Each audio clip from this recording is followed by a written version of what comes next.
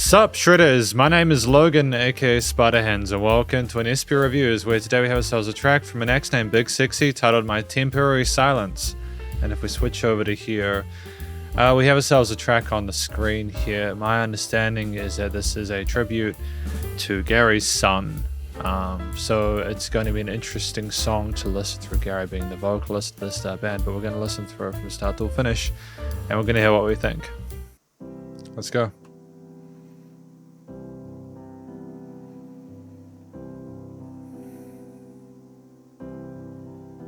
If I could run, I'd glide into gear and dash straight into the open field. I'd dribble the ball and play it through. Split two defenders with a perfect pass right to you. It's beautiful. Oh, please just let me play. Walk away, stay. Oh, please just let me play. My temporary silence has much more to say. So ballad format. If I could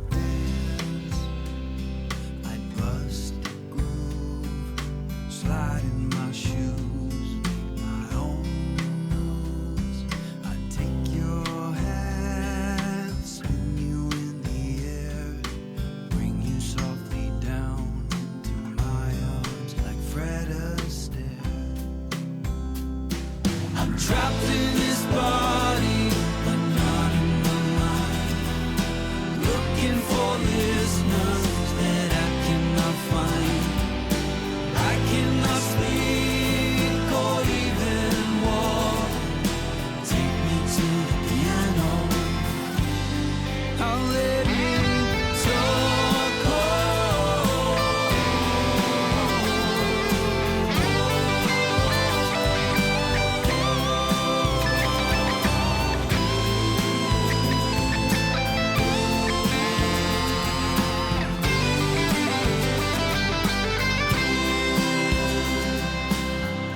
I mean, it's heartfelt. If I could sing, I'd belt out a song, a tune so good angels would sing along.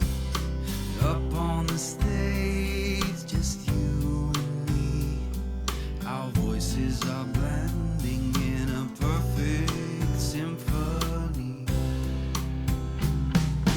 Oh, please just let me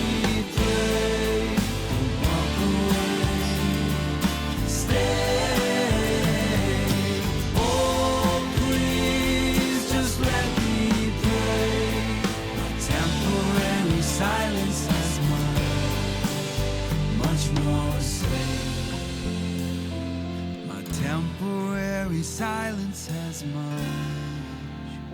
much more to say.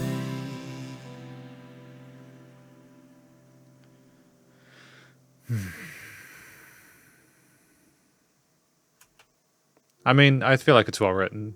I think it's a touching piece. We're going to talk about more in the conclusion.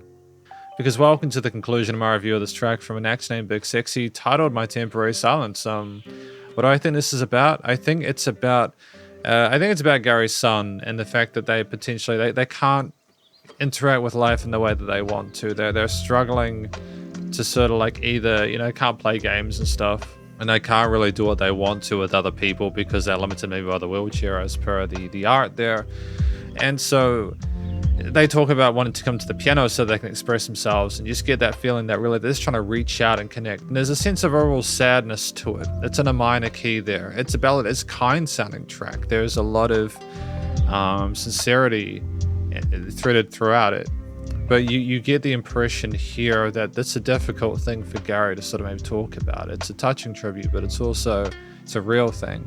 The story is told well by Gary. They are a solid vocalist. This has been consistent throughout their work, and I appreciate that attention to detail there. We You have solid vocal technique, really good in the head and chest voice there. There's some really pretty harmonies earlier on in the piece, I think, as well. Again, the expression of it is sincere. I think that we navigated some of the more complex stuff that was going on in the instrumental harmonies really well, and we never overstayed our welcome. It was nice to share the spotlight with some of those guitar solos as well as piano accompaniment at the start of the piece. And yeah, I feel like it's really well handled across the board in that respect. The track itself at 3 minutes 21 is right in that 2 to 4 minute sweet spot there. I feel like it's a good length for what it has. Again, you had the sort of guitar solo section there, you had the pianos coming at the beginning, and you had the drums and bass coming a little bit later on. So you didn't have everything at once. It was nice to sort of layer and develop as we went along there. I feel like that was a smart approach. It keeps things fresh. I think the chord choices with the keys were great. I liked the way that we stuck with major and minor chords there. We didn't overcomplicate the extensions, those harmonies that too much there. We played single notes to still on the sides to allow Gary to be prominent, the vocalist in the middle. I think having the bass and drums come in at that mid half again with the mixture of different 8th and 16th grooves with some interesting feels to transfer, but also keeping things relatively subtle. The drums weren't too loud. I think we tried to sort of, again, the dynamic range, dynamically it just grew in intensity over time. And even then we did keep with those rim shots and simple hits for a lot of it. We might have even been using brushes. I'm not quite sure with the kit, but either way, it was tender. The bass sort of pulling out those root notes and sticking well within that range there and not sort of poking out too much, and I think that was a smart move there. We didn't want to overcomplicate things. The guitar solo with the steel strings being strummed on the sides and maybe some arpeggiated sort of fingerstyle stuff there to go along with those rim shots was a smart move, and the lead in the later half of the track elevated it and brought it up in a way which was voiced quite well. It was almost like we were trying to express ourselves similarly to what we were doing with those lead guitar, with the vocals, should I say. And I respected the existing scale shapes and keys decisions there. We didn't add too many chromatics to it or anything like that. Ultimately, it was meant to it was trying to sort of play nice with the rest of it, and it was trying to be more sort of beautiful sounding rather than kind of raunchy.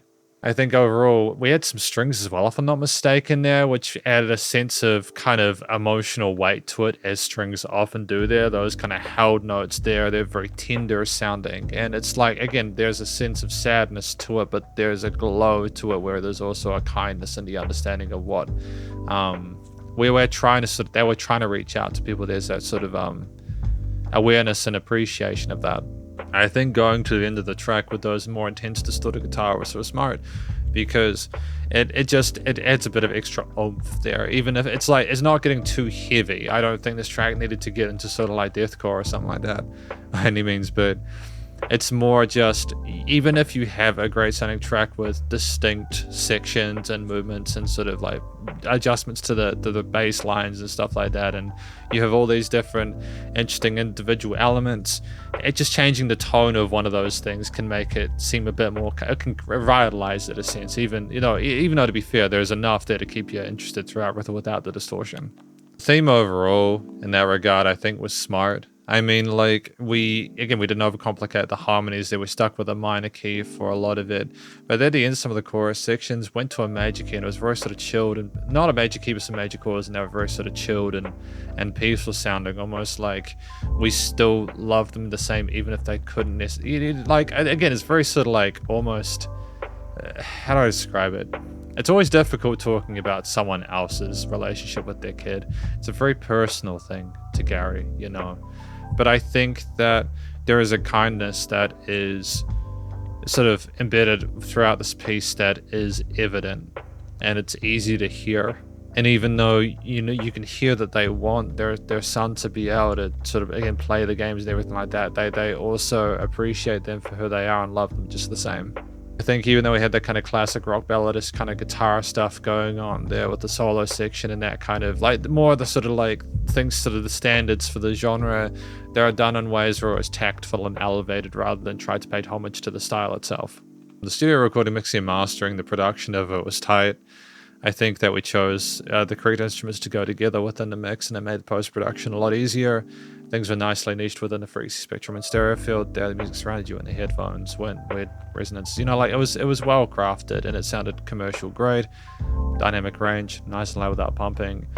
It had life to it.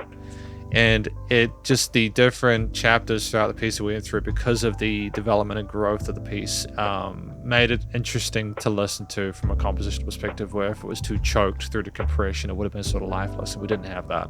But that's effectively my review of this track from an act named Big Sexy, titled My Temporary Silence, and hopefully you enjoyed it. If you did, please do go show them some love via their various social medias and a Spotify page, and stay cool and stay safe, and please remember to support your local musicians and artists at this point in time, as need the help more than ever thought of crazy stuff going on in the world.